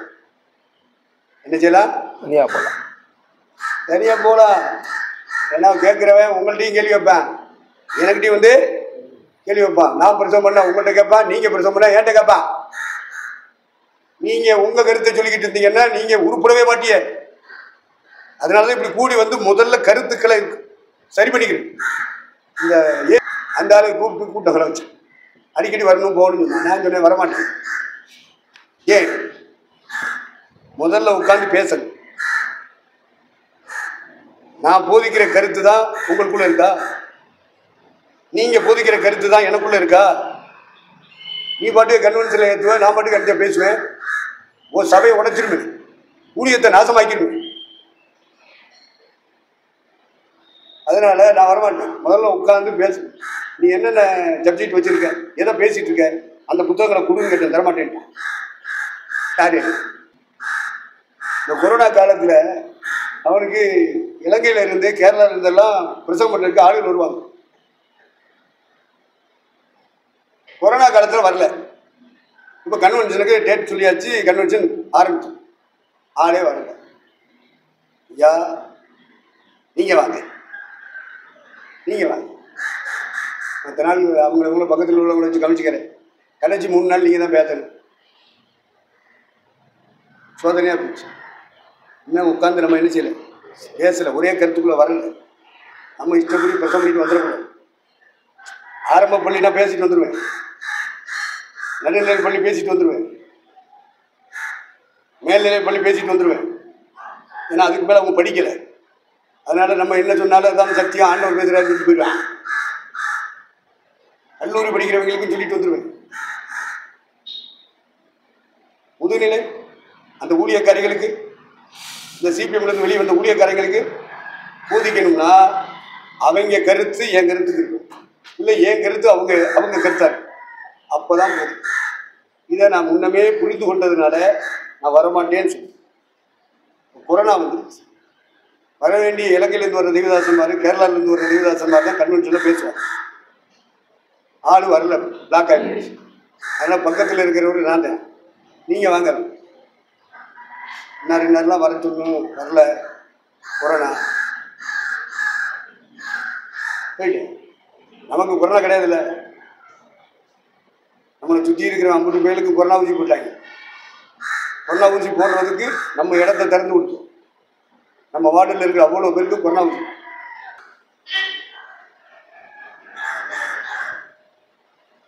போயிட்டேன். பிரசவம் பண்ணி முடிச்சா அவர் என் மேலே வைத்திருந்த அளவற்ற அன்பெல்லாம் அப்படியே குறைஞ்சிச்சு. யோசிச்சு பார்த்தேன், ஏன் நம்ம மேலே அன்பாக இருந்தாரு, பாசமாக இருந்தாரு, இப்போ கொஞ்சம் தள்ளி போகிறாரு, என்ன விஷயம் யோசித்து பார்த்தேன், பலர்கிட்ட விசாரித்து பார்த்தேன். என்னுடைய யோசனையில் தென்பட்டது என்னன்னா, கல்யாணம் முடித்தவன் கல்யாணம் முடிக்காதவன் வித்தியாசம் பார்க்கக்கூடாது.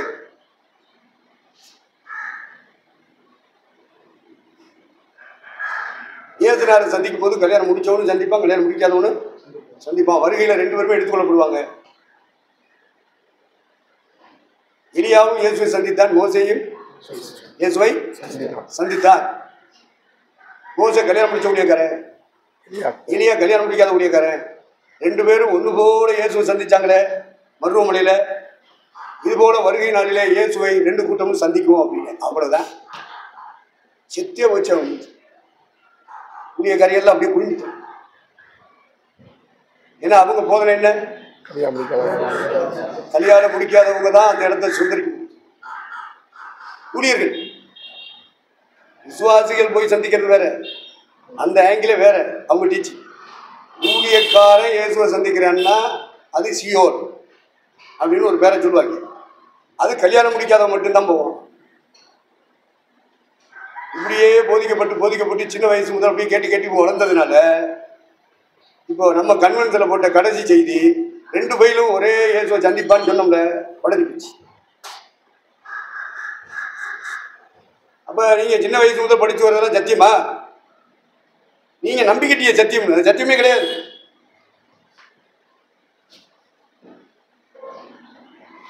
அதான் 2 Corinthians 11:4 வாசிங்க. ஜெபம் பண்ணுகிற போதாவது 2 Corinthians 11:4 எப்படியெனில் உங்களிடத்தில் வருகிறவர் நாங்கள் பிரசங்கியாத வேறொரு இயேசுவை பிரசங்கித்தானால், அல்லது நீங்கள் பெற்றிடாத வேறொரு ஆவியையும் நீங்கள் ஏற்றுக்கொள்ளாத வேறொரு சுவிசேஷத்தையும் பெற்றீர்களானால் நன்றாய் சகித்திருப்பீர்களே. பாருங்க, இதுல 3 விஷயத்தை சொல்றான் பவுல். சபை மக்களுக்கு, ஊழியக்காரர்களுக்கு இல்லை. ஒன்று வேறொரு இயேசு. இவங்க இயேசுன்னு தான் சொல்லுவாங்க. ஜெபம் பண்ணும்போது இயேசு நாமத்திலே ஜெபிக்கிறோம் பிதாவேன்னு சொல்லுவாங்க. சொல்லுவாங்களா இல்லையா? சுவிசேஷம் சொல்லும்போது இயேசு ஏற்றுக்கொள்ளுங்கள், இயேசு உங்களை ரட்சிப்பார், ஆசீர்வதிப்பார் சொல்லுவாங்களா இல்லையா? அப்ப சுவிசேஷத்துல இயேசுங்கிறா, ஜெப குறிப்புகள்ல இயேசுங்கிறா, ஜெபம் பண்ணி முடிக்கும் போது இயேசுங்கிறா, அற்புத அடையாளம் செஞ்சாலும் இயேசுநாதர் தான் செஞ்சாருன்னு வேற சொல்லிக்கிறேன். தீர்க்கதரிசனம் சொல்றேன்.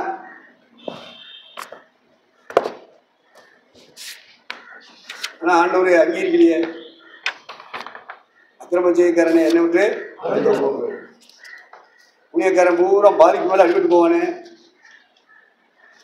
அவன் 1,00,000 பேரை கூப்பிட்டா என்ன, 1500 கிலோ கொண்ட பெரிய சபை வச்சிருக்கேன் சொன்னா என்ன, எத்தாங்கன்னா பரல வர மாட்டாங்கப்பா. அதை தெளிவா இருங்க நீங்க. அதுக்கு ஆதாரம் ஒன்று மத்திய 7 தான். ஊழியக்காரன் வரமாட்டாங்கிறதுக்கு ஆதாரம் இது. 10,000 பேரை வச்சிருந்தாலும் சரி, 15,000 பேரை வச்சிருந்தாலும் சரி, எத்தனை கிளைகள் கொண்டு ஆலமரத்தை போல சபை வச்சிருந்தாலும் சரி தான், எல்லாம் வெட்டுண்டு அக்னியில போடப்படும். மரத்தின் வேறருகே கோடாரி. நான் சொல்ற வசனமே உங்களை வெட்டுதா இல்லையா? வெட்டி சீட்டை போட்டுருக்கேன், இந்த துருப்பு சீட்டு போடுறேன். இந்த வெட்டி சீட்டும் இல்லை, துருப்பு சீட்டும் இல்லை, இது ரம்மியும் இல்லை. கண்மலையை நொறுக்கும் சமட்டி போடு இருக்கிறது அல்லவா என் வார்த்தைகள் சொல்றாருல ஆண்டவர். கண்மலையை நொறுக்கும் சம்மட்டி. பெரிய பெரிய மலைகளையே உடைச்சு எல்லாத்தையும் கல்குவாரியாக்கி கைனட் எல்லாம் இழுத்து எல்லாத்தையும் வித்துறான்ல. மலை வளமெல்லாம் போச்சுல.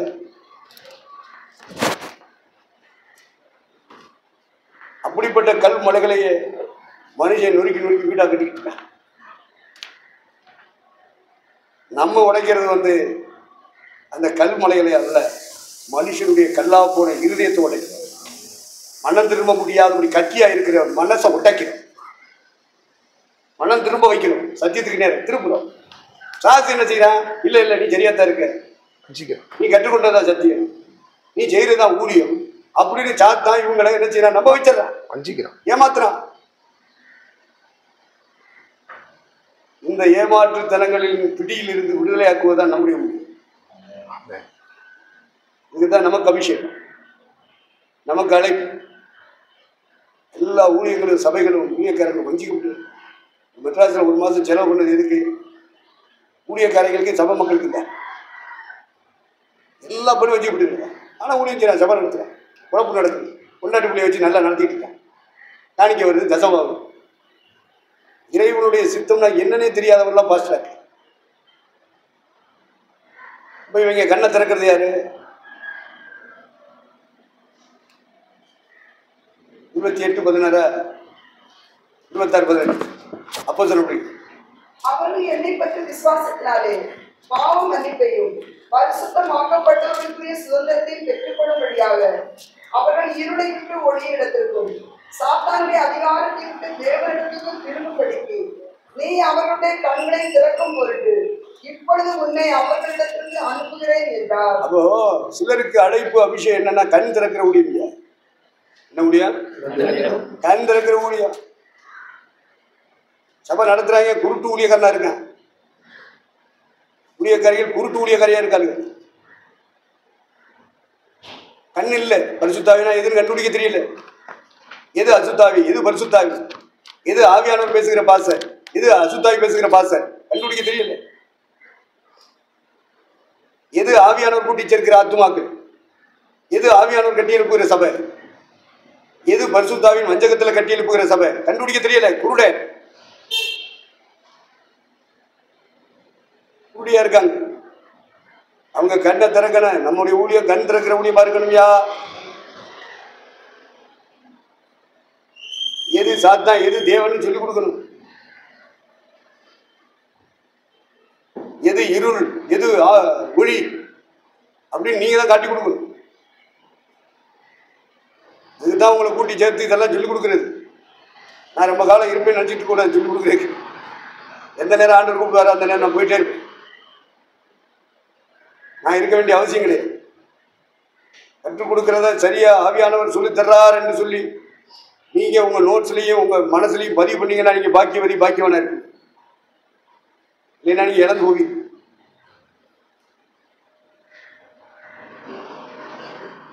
அதனால அதை புரிஞ்சுக்கிறீங்க.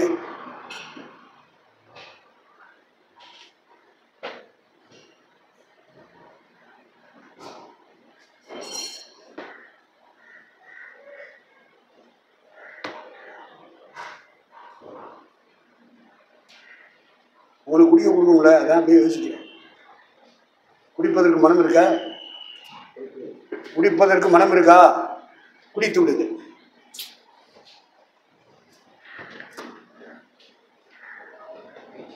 குடிப்பதற்கு மனம் இருந்தால் குடித்து விடும்.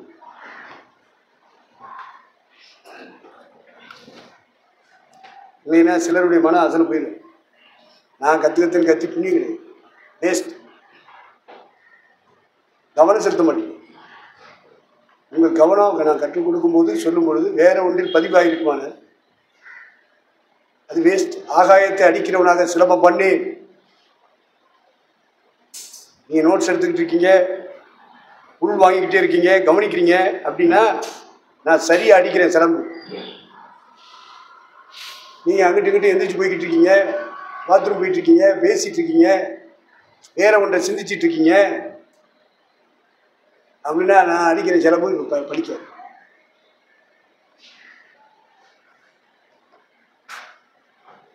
சிலம்பு வித்த படித்தா போதாது, எதிரிட்டு அடிக்கணும். சிலம்பு ஒரு தினமே இல்லை. இவன் பாட்டுக்கு சுற்றிட்டு நிற்கிறான், சுற்றுறான், இப்படி சுற்றுறான், அப்படி ஸ்டெப்படுத்து வைக்கிறான், வஸ்தாவி மாதிரி இப்படியால் ஆகிறான். சும்மா அடிச்சு என்னையா செய்ய? சிலம்பு அடிச்சுக்கிட்டு இப்படி சுற்றி இப்படி சுற்றி இப்படி சுற்றி இப்படி சுற்றி உடனே ஒரு கூட்டம் பார்க்குது. வஸ்தாவி இன்னொருத்தனை சிலம்பு கம்பு எடுக்க சொல்லிட்டு அவனை சுத்த விட்டுட்டு திருப்பி இவனை சுத்தினா அது ரைட், சபாஸ். அது மாதிரி உள்வாங்குறாங்க, நோட்ஸ் எடுத்துக்கிட்டு இருக்காங்க, கவனிக்கிறாங்க. அப்படின்னா நான் பேசுறதுல அர்த்தம் இருக்குப்பா. நீங்க சுத்திக்கிட்டு இருக்கீங்க, நீங்க எங்கேயாவது சிந்திச்சுக்கிட்டு இருக்கீங்க, நீங்க அங்கிட்டு இங்கிட்டு போய்கிட்டு இருக்கீங்கன்னா அப்புறம் என்னத்துக்கு நான் அது பண்ணணும்? அந்த கிளாஸ் என்னத்துக்கு இருக்கு? யாருக்கு சொல்லுங்க? இல்லப்பா 11 அதெல்லாம் எனக்கு டைம் டேபிள் கொடுத்துருங்கப்பா. இந்த மணிக்கு இது இத்தனை மணிக்கு இது இங்கே டேபிள் வச்சுரு. என்ன செய்யணும்? டேபிள் வச்சு எனக்கு மட்டும் இல்லை, யாரெல்லாம் ஆசிரியர் வருவாங்களோ அவங்கள்ட்ட அன்னன்னைக்கு அந்த டைம் டேபிள் மேலே வச்சு அவங்க முன்னையும் போகக்கூடாது பின்னையும் போகக்கூடாது. கரெக்டாக அந்த டயத்தில் அந்தந்த காரியத்தை செய்யும். அதான் சீசன். ஆண்டவருக்கு தேவை சீசன், விசுவாசிகளுக்கு ஆண்டவர் தேவை சீசர்கள். நீங்கள் புறப்பட்டு போய் சகல ஜாதிகளையும் சீசராக்குங்கன்னா அது ஒரு அர்த்தத்தோட சொன்னேன். ஆட்சியில் இருந்தவங்களை யாசம் கொடுத்து உள்ள வைக்கிறது, சீசக்காரனை யாசம் கொடுத்து உள்ள வைக்கிறது, கையத்தட்ட சொல்றது, அப்புறம் விசில் அடிக்க சொல்றது. தசவனை இருந்து புருஷன் முன்னாடி வந்து கேட்குறாங்க, ஐயா சபையில் வந்துட்டு இருக்காங்க விசுவாசிகள், 6 விசில் அடிக்க விடலாம் ஐயா. என்கிட்டே வந்து கேட்குறாங்க. நான் விசில் அடிச்சு வச்சுக்கு பிறகு முன்னாடி ஒவ்வொரு தேட்டர்லையும் விசில் அடிச்சு வந்தவன். எங்கள் விசில் வித்தியாசமாக இருக்கும். நாங்கள் அடித்தோம்னா மூச்சு விடாமல் அடிப்போம். அந்த தேட்டர் முழுவதுக்கும் கேட்கணும், அப்படி அடிப்போம். நாங்கள் இப்படி வேற வச்சு உதட அப்படி உள்ள மடிச்சு வச்சு அடிச்சா அதிரு தேட்டர். அந்த மாதிரியெல்லாம் எங்கள் வாழ்க்கையில் விசில் அடிச்சு வந்த எங்களை கேட்குறேன். வந்து உட்காந்துக்கிட்டு ஐயா 6ஆம் நிலை விசில் அடிக்கிறேன். என்னையாச்சு அதுக்கு என்ன ஆதாரத்தில்ப்பா விசில் அடிக்கணும்? அது ஏசாயா சொல்லியிருக்காருல, பயில் காட்டில ஓசியால இருக்குல்ல. இப்போ அதுக்கு என்னப்பா அர்த்தம்? இப்படித்தான் நிறைய பேர் படிச்சிருக்காங்க. ஆங்கிலத்தில் விசில் எழுதிருக்கு, தமிழில் பயில் காட்டின்னு எழுதி. அப்போ தமிழ் மீனிங் வந்து வித்தியாசமாக விளக்குது. அப்போ இங்கிலீஷ் பண்டிட் யாரு, ஆங்கில பண்டிட் யாரோ அவங்கள்ட்ட கேட்கணும். இந்த இடத்துக்கு விசில்ன்ற அர்த்தம் விசில் அடிக்கிறதா, வாய்நாள சொல்றதா, ஊதுறதா, இல்லை அதுக்கு வேற மீனிங் இருக்கான்னு ஆங்கிலத்தில் பாண்டித்தியம் பெற்ற அந்த ஆட்களை கூப்பிட்டு விசாரிக்கணும். இவங்க ஒரு அர்த்தத்தை உள்ள வச்சுக்கணும். ஆடிக்காரில் போவேன், ஃப்ளைட்டில் போவேன், சாரட்டில் போவேன். எங்கள் அப்பா பெரிய ஐஸ்வர்யமா, வானமும் பூமியும் கத்தருடையது. இன்னைக்கு ஒரு நிலைமை என்ன? டுடே தோத்துட்டோம். நாங்கள்லாம் மலை, நாங்கள் குன்றுகள். அப்படின்னா குன்றுகளை நம்புகிறது விருதா, மலைகளை நம்புகிறது விருதா. நம்முடைய தேவனாய கர்த்தரை மாத்திரமே நம்பிக்கை. பதத்தில் எம்எல்ஏக்களை நம்புறது மாதிரி, எம்பிக்களை நம்புற மாதிரி இவங்க என்ன பண்றாங்கன்னா தேவதாசன்மார்களை நம்புறாங்க. மலை மலை மலை மலை மலை மலை மலை மேல நம்பிக்கை வைக்க கூடாது. அதை நம்புகிறது விருதா விருதா. உலகம் அப்படி நம்ப வைக்குது. இதுதான் பரிசுத்தாவியை நம்ம சார்ந்து வாழ ரொம்ப முக்கியம். பைபிளை சார்ந்து வாழ்றதுன்னா வெறும் வசனங்கள், வெறும் வாக்குத்தத்தங்கள் மட்டும் இல்லை. நேற்று தான் கேட்டேன், சத்தியம்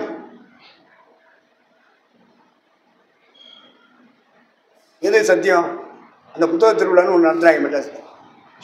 கூட்டிகிட்டு போனாங்க மாணிக்கமும் போயிட்டு. எங்கேப்பா கூப்பிட்டு போறிய? ஐயா புத்தக திருவிழா, சில வரலாறுலாம் உங்களுக்கு தேவைப்படுங்களா, வாங்க வாங்க வாங்க வாங்க.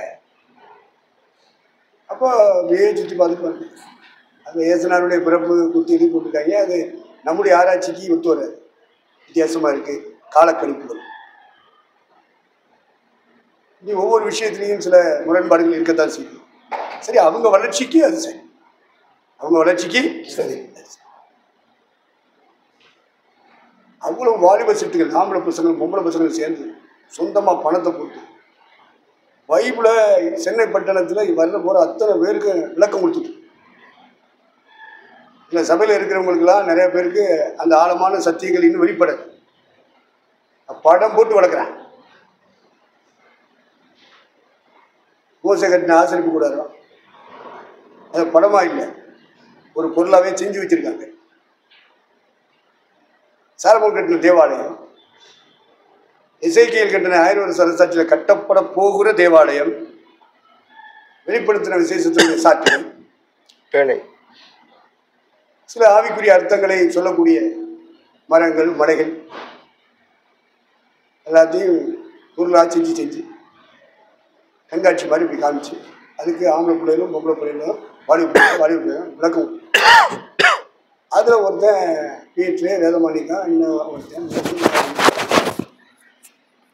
கேள்வி கேட்குறான், விளக்கம் சொல்லலாமாயான்னு கேட்டேன். எக்ஸ்பிளேஷனேஷன் பண்ணுறோம் அப்படின்னா சரி பண்ணு. அப்போ அப்படி விளக்கம் கொடுத்துட்டே இருக்கேன். டக்குனு ஒரு கேள்வி,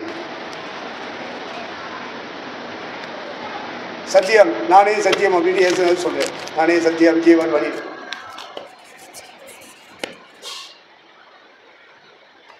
சத்தியம்னா என்ன கேட்குறேன்.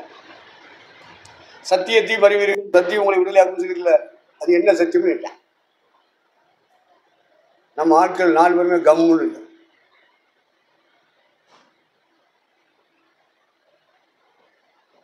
அவன் கொடுத்த விளக்கங்களில் பல முரண்பாடுகள் நமக்குள்ளே இருக்கு.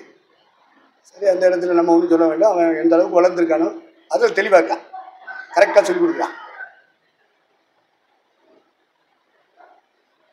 ஏன்ல கேட்டான், ஐயா நீங்கள் சொல்லுங்க, சத்தியம் தருவீர்கள், சத்தியம் உங்களை விடலையாகும், அது எந்த சத்தியம் நீனே சொல்லுப்பா. நான் பார்த்தேன், அவனே சொல்ல ஆரம்பித்தான்.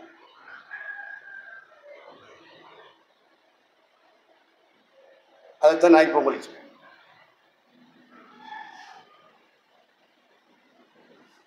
ஆராய்ந்து பார்க்கும்போது, உங்கள் வேத வாக்கியங்களை ஆராய்ந்து பார்க்கும்போது அதிலிருந்து கிடைக்குது பத்திலா, அதான் சார் அப்படின்னு அவன் சொன்னேன். அது நான் ஓகே சொல்லிட்டு வந்துட்டேன். ரைட்டா தம்பி, அப்படியே சொல்றேன். வாசிக்கிறது இல்லை, சிலர் பைபிளை வாசிப்பேன், ரொம்ப சத்தியம் தெரிஞ்ச மாதிரி பேசுவேன். சில ஆள் யோசிப்பேன், இப்படி இருக்கலாம் அப்படி இருக்கலாம் அப்படின்னு கருத்து வச்சுக்குவேன். சில ஆள் தியானிப்பான், பல வேத வாக்கியங்களை வச்சு ஒரு தியானம் பண்ணி ஒரு கருத்தை நிச்சயப்படுத்துவான். அதுக்கு அடுத்து ஆண்டவர் சொன்னார், ஆராய்ந்து பாருங்கள், அதனால உங்களுக்கு நித்திய ஜீவன் கிடைக்கும், பரலோகம் கிடைக்கும் சொன்னார். வேத வாக்கியங்களை 5ஆம் அதிகாரம் 39 வேத வாக்கியங்களை ஆராய்ந்து பாருங்கள், அவைகளால் உங்களுக்கு நித்திய ஜீவன் உண்டென்று எண்ணுகிறீர்களே, என்னை குறித்து சாட்சி கொடுக்கிறவைகளும் அவைகளே. அப்ப பாத்தீங்களா,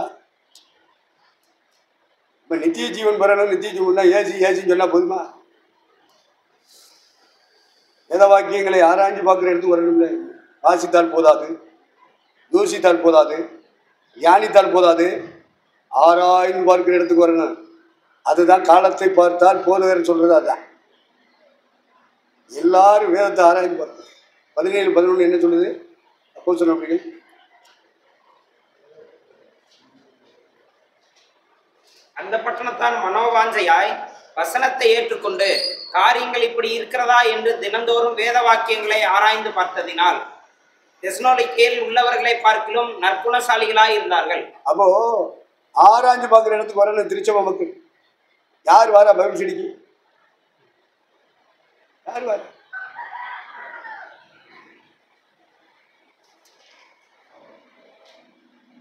பைபிளை படிக்க யார் விரும்புகிறா?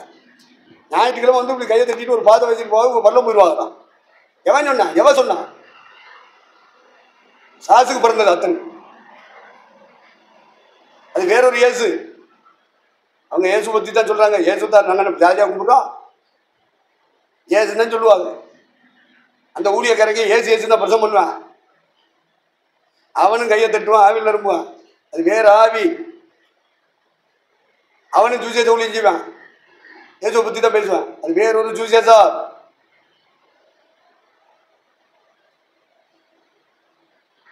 இது கண் திறக்கப்பட்டவனுக்கு மட்டும்தான் தெரியும், குருட்டு நாய்களுக்கு தெரியாது. எல்லாம் ஒண்ணுதான், எல்லாம் ஒரே பைபிள் தான், எல்லாரும் ஒண்ணுதான், எல்லாரும் ஏசுவை தான் கும்பிடுறோம். சாசுக்கு பிறந்தது இப்படி சொல்லி சொல்லி ஒரிஜினலை அப்படியே முடக்கிடுச்சு சாய்த்தான். நீங்க வேறு பிடிக்கப்பட்ட கூட்டமா இருக்கணும், கண் திறக்கப்பட்ட கூட்டமா இருக்கணும், சத்தியத்தை சத்தியமா பார்க்கிற கூட்டமா இருக்கணும். என்னத்தையாவது ஒன்ன படிச்சு வச்சுக்கிட்டு இதுதான் சத்தியம் சொல்லிட்டு தெரியக்கூடாது. அது வஞ்சகத்தின் ஆவி, அது பொல்லாத ஆவி. சத்தியத்தின் ஆழங்களுக்குள்ள வரணும். அதான் ஆராய்ந்து பார்க்க. அதான் என்னது? அதுதான் எப்படி பட்டம் தரேன்னு சொல்றாரு. ஆனா ஆராய்ஞ்சு பார்க்கணும்ல. இவர் கொடுக்குற சிலபஸை நம்ம படிச்சுட்டு எழுதி பரீட்சையில் நம்ம எழுதி கொடுத்துட்டோம்னா அவர் எப்படி பட்டம் தரணும்? இது ஆராய்ந்து பார்க்கிறதா? தினந்தோறும் ஆராய்ந்து பார்த்ததினால் நல்ல குணசாலிகளாக மாற்றப்பட்டார்கள். அப்போ ஆய்வு செய்து எடுக்கிற பார்த்தீங்களா, அதுதான் சத்தியம். பிரசங்கம் பண்றதெல்லாம் சத்தியம் கிடையாது. நீங்க நம்புகிறதெல்லாம் சத்தியம் கிடையாது. உங்க கையில இருக்கிற பைபிளை வாசிக்கணும், யோசிக்கணும், தியானிக்கணும், ஆராய்ந்து ஆராய்ந்து பார்க்கிற இடத்துக்கு வரணும். அப்படி ஆராய்ஞ்சு பார்க்கும்போது உங்களுக்கு கிடைக்கும் பத்திட்டா அதான் சத்தியம். சத்தியத்தையும் அறிவீர்கள், அந்த சத்தியத்தை அறியணும். இல்லைன்னா எல்லா பேரும் அப்படித்தான் இருப்பான், கட்டுக்குள்ளதான் இருப்பான். சமாதானத்தை பத்தி பிரசங்கம் பண்ணுவான், அவனுக்கு சமாதானம் இருக்கு. பரிசுத்தத்தை பத்தி பிரசங்கம் பண்ணுவான், அவனுக்குள்ள பரிசுத்தம் இருக்கு. நீதியை பத்தி பிரசங்கம் பண்ணுவான், இவனுக்குள்ள நீதி இருக்கு. பொய்யா விடுதலை இல்லை. சத்தியத்தை அறிவீர்கள், சத்தியம் உங்களை விடுதலை இருக்கணும். ஆராய்ந்து பார்க்கிற இடத்துக்கு வரல. ஆத்தரிப்பு கூடாரத்தை ஆராய்ஞ்சு பார்க்கணும், தேவாலயத்தை ஆராய்ந்து பார்க்கணும். ஆபிரகாம், ஈசாக்கு, யாக்கோபு சாட்சி ஆகமத்தை ஆராய்ந்து பார்க்கணும்.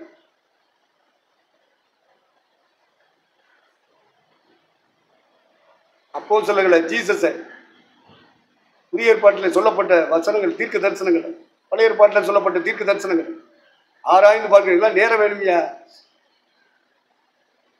நேரம் ஒதுக்காம இப்ப நேரம் ஒதுக்குறதுனால உட்காந்துருக்கீங்க. அப்ப எதெல்லாம் விடணும்? குடும்பம் இருந்தா குடும்பத்தை விடணும், ஊழியம் இருந்தா ஊழியத்தை விடணும், சபை இருந்தா சபையை விடணும், நோட்டு பேனா எடுத்துக்கிட்டு வரணும். மஞ்சு தேவராஜ்யம்லாம் அவளுக்கு எதுவும் தெரியாது, படிக்கவும் தெரியாது, வேஸ்ட். அதனால வர வேண்டாம்னு சொல்லிட்டேன். சும்மா எதுக்கு இடத்த அடைக்கிறீங்க? எதுக்கு கார்காரன்ட்ட கொண்டு காதை கொடுக்கணும்? அதுக்கு என்கிட்ட கொடுக்கலாம்ல, ஆனால் ஊழியத்தை பயன்படுத்தல. இவரு வந்து உட்காந்துட்டு என்னத்துக்கு வேஸ்ட்? உட்காந்து முழங்கால 2 ஜெபம் பண்ணுவான்னா இந்த கூட்டத்தில் ஆவியான கிரீஸ் உருப்படியான ஊழியம். என்ன கூட்டமா நடத்துறோம்? கூட்டமா நடத்துற என்ன நடத்துற?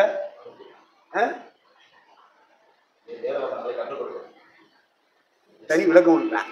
என்னத்தையா சொல்லிடக்கூடாது. அவரு பயந்துக்கிட்டு மூதி, நீ தான் பொறுப்பாளர், நீ தான் தலைவர், தெளிவா பேசுற. இங்க நம்மளாம் பேச மாட்டேங்க. ஆளுகையில பொறுப்பை கொடுத்துட்டா நான் என்ட்ராகவே மாட்டேன்.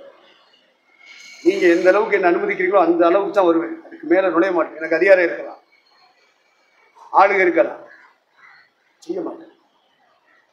நீங்க எந்த அளவுக்கு இப்போ உங்களை ஒவ்வொரு இடத்துலையும் ஊழியத்தில் வச்சிருக்கீங்க, நீங்க எந்த அளவுக்கு எனக்கு அனுமதி கொடுக்கிறீங்களோ அந்த அளவுக்கு தான் எனக்கு அதிகாரம் இருந்தாலும் அதை பயன்படுத்த மாட்டேன்.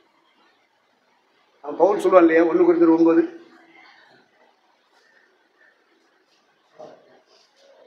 11 12.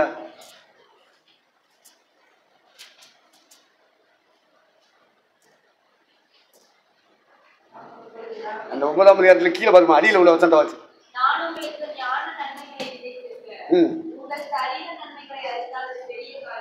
அதுக்கு மேல உள்ளது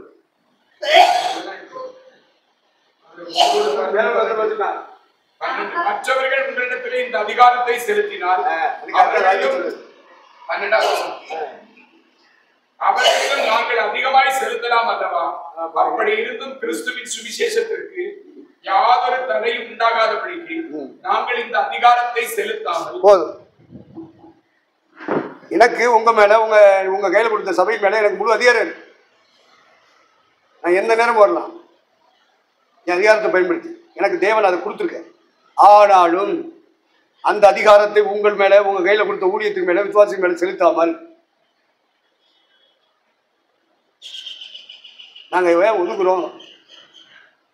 பிரதான அப்போஸ்தலன் எதுக்கு ஒதுங்குறா? அவன் சபையில அவன் அந்த விசுவாசி மேல அதிகாரம் செலுத்தும் போது எங்களுக்கு அதை விட அதிகாரம் செலுத்த எங்களுக்கு உரிமை.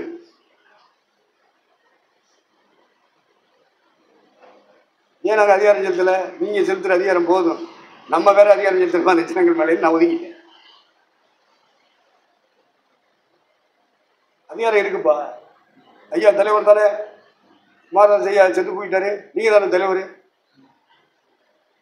நீங்கள் தான் எல்லாம் செய்யலாம்ல அப்படின்னு நாங்கள் அங்கே வளைஞ்சல இருக்க ஊழியக்காரங்க. எனக்கு தெரியும் நான் யாரு, குமாரதாஸ் யாரு. குமாரதாஸ் தகப்பேன், ஊழியர்களை உண்டாக்குனவன். நான் யாரு? இடையில வந்து எனக்கு ஹோல் பாடி இல்லைண்ணா, நான் இடையில வந்த பாடி. ஆமா, நம்ம எடப்பாடி மதிப்பு இருக்கா? அது மாதிரி ஆயிப்போம்.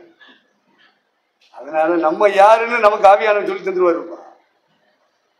மட்டும் வா மிஞ்சி வராது. அவருக்கு அதிகாரம் செலுத்தலாம். அவர் தகப்பனாக இருந்தார், தலைவராகவும் இருந்தார். நம்ம இப்பதான் போயிருக்கோம். ஒரு 10 வருஷம் 15 வருஷம் ஊழியத்தை முடிச்சு ஒரு தலைவர் பதவியில இருந்து ஊழியத்தை முடிச்ச பிறகு அந்த அதிகாரத்தை பயன்படுத்தலாம். இவங்களுக்கு ஒன்றும் தெரியாது, அங்க உள்ளவங்களுக்கு எல்லாம் கூட்டு போயிருக்கு. கண் திறக்கப்பட்டவன் பிடிச்சிக்கலாம் செய்ய முடியாது. நான் அந்த ஊழியர்களை படிக்கணும், ஊழியக்காரிகளை படிக்கணும், ஊழியக்காரங்களை படிக்கணும், விசுவாசிகளை படிக்கணும். எப்படி 10-15 வருஷம் குறைஞ்சது எனக்கு வேணும். போய் உட்கார்ந்த உடனே எடுத்தேன் கவனித்து செய்ய முடியுமா? நம்மளை பத்தி நமக்கு தெரியணும். அப்ப நம்ம எந்த பாதையில போய்கிட்டு இருக்கோம் அவங்களுக்கு தெரியாது, கூட இருக்கிற ஊழியக்காரர் பையன்களுக்கு தெரியும். அடுத்து நீங்க தானே செய்ய. அதைத்தான் பவுல் சொல்றாங்க. இது தசமபா வாங்குறது காணிக்க வாங்குறத பத்தியாக அங்க சொல்லிட்டு வருவேன். பொண்டாட்டி கட்டுற விஷயம் மேல பொண்டாட்டி கட்டுறதை பத்தி சொல்லுவான். கேபாவும் மற்ற அப்போஸ்தலர்களும் மனைவியாகிய சகோதரியை கூட்டிக் கொண்டு திரிவது போல எங்களுக்கு தெரிய இல்லையா? அதே மாதிரி காணிக்க தசமாகிற விஷயத்தை அங்க சொல்லுவான். நாங்களும் ஞான நன்மைகளை உங்களுக்கு விதைக்கிறோம், சரீர நன்மைகளை உங்களிடத்திலிருந்து அறுவடை செய்கிறோம், தசமா காணிக்க. அப்ப இந்த விஷயத்துல மற்றவெல்லாம் என்னென்ன அதிகாரம் செலுத்துறான்? குடுன்னு சொல்றான்ல, குடு காட்டா சாபவர்னு சொல்றான்ல, ரத்தம் வாங்க காணிக்க விடு. அப்போ சபைக்கு சொல்றான், விசுவாசிகளுக்கு, குருந்து சபை விசுவாசிகள் இவங்கெல்லாம் அதிகாரம் செலுத்துறாங்க, அதை விட நாங்களும் அதிகாரம் செலுத்த முடியும். நாங்க தலைமை போதகர். ஆனாலும் அந்த அதிகாரத்தை செலுத்த விரும்பாமல் விளங்குதா? இதுக்காக ஒதுங்கி போறோம், ஓரம் கட்டி போறோம்னு பயந்துகிட்டு இல்லை. அவருக்கு பதில் இல்லை. நான் ஏன்ட்ட சொல்றேன், என்கிட்ட பதில் இல்லையா? எனக்கு சத்தியம் தெரியாதான், இவங்களுக்கு சத்தியம் தெரியுமா? என்ன செய்ய? நம்ம வாங்கி வந்த வரோம். தன்னைத்தான் ரட்சித்த மற்றவர்களை ரட்சித்தான் தன்னைத்தான் ரட்சிக்க ராணியில சொன்ன மாதிரி கூட இருந்த ஊழியக்காரன் பேசுறாங்க. நீ ராஜாவா? நான் இறங்கி வா. இறங்கி வர முடியுமா? இறங்கி வந்தா தேவ சித்தம் நிறைவேறுமா? எனக்கு சத்தியம் தெரியுமா? குருடனும் குருடியுமா உட்கார்ந்துருக்கு சபையில். ஒன்றும் தெரியாது, எல்லாம் தான் தெரிஞ்சது மாதிரி பேசுது. அப்ப அதிகாரம் செலுத்துறதுல வித்தியாசம் தெரியுதாப்பா? நீங்க சபைகளின் மேல அதிகாரம் செலுத்துறதுக்கும் நான் சபைகளின் மேல அதிகாரம் செலுத்துறதுக்கும் வித்தியாசம். அப்ப உங்களை விட எனக்கு அதிகாரம் செலுத்த முடியும் உங்க விசுவாசிகள் மேல. நான் ஏன் செலுத்தாம இருக்கேன்? அதான் தசவாங்காணிக்க சொல்றேன், கல்யாணம் முடிச்சதை சொல்றேன். அப்ப ஏன் நாங்க உங்க மேல அதிகாரம் செலுத்தாம இருக்கோம்? அது சொல்லிட்டு சொல்றான், இது எங்களுக்கு பெரிய மேன்மை பாராட்டல். அந்த மேன்மை பாராட்டுதலை ஒருத்தர் அவத்தமா போவதை பார்க்கிறோம், நாங்கள் சாகிறது நல்லா. உங்களை விட ஒரு ஸ்தானத்துல தேவன் உயர்த்தி வச்சிருக்காரு. பவுல குடும்பத்துக்கு போடலையே, காணிக்க வாங்கி ரசபாதத்தை வாங்கி குடும்பத்துக்கு போடலையே, சபையை வாங்கி சபைக்கீழ செலவு பண்றான். அப்ப நம்ம விட அவன் உயர்ந்தவன் தானே. காணிக்க பணங்களை வாங்கி நம்ம பிள்ளைகளுக்கு போடுறோம், நம்ம உறவுகளுக்கு தர்றோம். பவுல் அது இல்லாம போறான். அதனால இந்த கல்யாணம் முடிய சேர்ந்துக்கிட்டு அவனுக்கு ஒரு கல்யாணத்தை பண்ணி, யாருக்கு இவங்க எல்லாம் கல்யாணம் பண்ணி வச்சிருக்கு. என்னடா எந்த ஆதாரத்தில் போய் அப்படின்னா ஆதாரம் கிடையாது, அது அதுல இருக்கு. அம்மானியல் அம்மானியல் உனக்கு தெரியுமா? திருட்டு போயில ஒருத்தருக்கு ஒருத்தர் எனக்கா சொல்லி விட்டு, அது ஜனகரம் சேர்த்து மெம்பரா இருந்தா, நீ பாத்தியா? அவன் மெம்பர்ஷிப்னு உனக்கு தெரியுமாலே. கல்யாணம் முடிக்காத அவனுக்கு போய் கல்யாணத்துக்கு அப்புறம் நெருக்கி பிடிச்சி கல்யாணம் முடிச்சாரு, கொண்டு அடிச்சுட்டு. இந்த திருட்டு என்ன போதிக்குது, என்ன பைபிள் காலேஜை சொல்லிக் கொடுக்கும்? கல்யாணம் முடிக்காதவனுக்கு நீ ஏன் கல்யாணம் முடிச்சு வைக்கிற? இல்லை வேண்டாத, அதெல்லாம் செய்யக்கூடாது. 9:5 வாசி, 1 Corinthians 9:5. மற்ற அப்போஸ்தலரும் கர்த்தருடைய சகோதரரும் கேவாவும் செய்கிறது போல மனைவிகளாகிய ஒரு சகோதரியை கூட்டிக் கொள்கிறீர்கள். மனைவிகளாகிய இலக்கணம் தப்புது, இலக்கணம் மாறுதோ, இலக்கியம் மாறுதோ. ஒரு சகோதரியை கூட்டிக் கொண்டு திரிய எங்களுக்கு அதிகாரம் இல்லையா? அப்போ தியானம் பண்றதுக்கு கூட ஒரு பொம்பளை வச்சுக்கிட்டு ஊழியத்தை செய்யறதுக்கு எங்களுக்கு அதிகாரம் இல்லையா? பேதல் செய்யற மாதிரி எங்களுக்கு செய்ய தெரியாதா? திருச்சபையின் தலைவனாக, திருச்சபையின் தகப்பனாக ஏசனாரோடு 3 வருஷம் ட்ரைனிங் எடுத்தவன், பயிற்சி பெற்றவன், பைபிள் படித்தவன். அப்போ பவுல் பின்னாடி ஊழியத்துக்கு வந்தாங்க. அது மாதிரி எங்களுக்கும் செய்ய தெரியும்ல, எனக்கு மருமாவுக்கு என்ன அதிகாரம் இல்லையா? சைடு பிசினஸ் சில ஆளுக்கு என்ன செய்யறா சொல்லுங்கப்பா, சைடு பிசினஸ் பண்ண எங்களுக்கு அதிகாரம் இல்லையா? எனக்கும் பர்னபாவுக்கும் கைத்தொழில் செய்யறதுக்கு 6ஆம் வசனமா 4ஆம் வசனம் பாதி. அல்லது கைத்தொழில் செய்யாது இருக்கிறதுக்கு எனக்கு பர்னபாவுக்கு மாத்திரம் அதிகாரம் இல்லை. கைத்தொழில் இருக்கிறதுக்கு எனக்கு பர்னபாவுக்கு மாத்திரம் தான அதிகாரம். அப்ப பாருங்க, ஒய்ஃபை சொல்றா, 2வது வேலையை சொல்றேன், 3வது சபையில வாங்குற காணிக்கை தசமபாகத்தை பத்தி பேசுறேன். இது 3க்கும் அவன் விலகி இருக்காயா? அதனால அது மேன்மை பாராட்டல் சொல்றான். என்னுடைய மேன்மை பாராட்டலை ஒருத்தனை அவத்தமாக்குவான்னு சொன்னா அதுக்கு சாகுறது நல்லது தானே அப்படிங்கிறான். அந்த 3 விஷயம். ஒண்ணு என்னது? மனைவியை கூட்டிக்கிட்டு ஊழியம் செய்யும். 2வது தொழில், சைடு பிசினஸ் பண்ணுவான். சில ஊழியக்கார் புரோக்கர் வேலை பார்ப்பான், சபையை நடத்திக்குவான், புரோக்கர் வேலையை பார்ப்பான். அது என்ன எஸ்டேட்டு? அது ரியல் எஸ்டேட். அது பேரு